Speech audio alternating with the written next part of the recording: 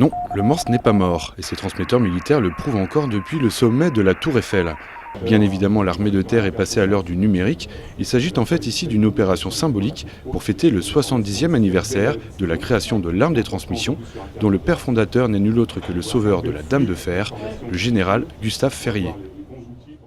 Au début du XXe siècle, le capitaine Ferrier est chargé par le ministre de la Guerre de développer la télégraphie sans fil.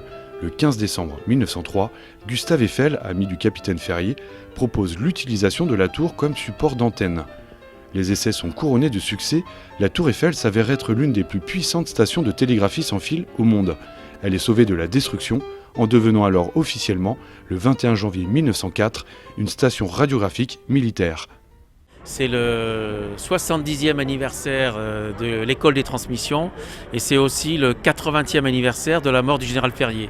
Alors à cette occasion, on a souhaité commémorer ces événements le 14 juillet en faisant des essais de transmission un petit peu comme l'ont fait à l'époque avec le général Ferrier, les transmetteurs. Le challenge pour ces transmetteurs était de réactiver la station radiographique et ça marche. La station est à nouveau opérationnelle, elle émet et reçoit les messages du monde entier. C'est une portée extrêmement symbolique puisqu'on est sur les traces du général Ferrier, initiateur des transmissions modernes. Faire revivre un peu ce qui s'est fait dans le passé au travers de nos émissions radioélectriques, vous comprenez bien la haute symbolique que cela comporte. Les transmetteurs de l'armée de terre seront les 13 et 14 juillet prochains sur les ondes HF et VHF avec pour indicatif symbolique TM70TE pour télégraphie militaire, 70e anniversaire, Tour Eiffel.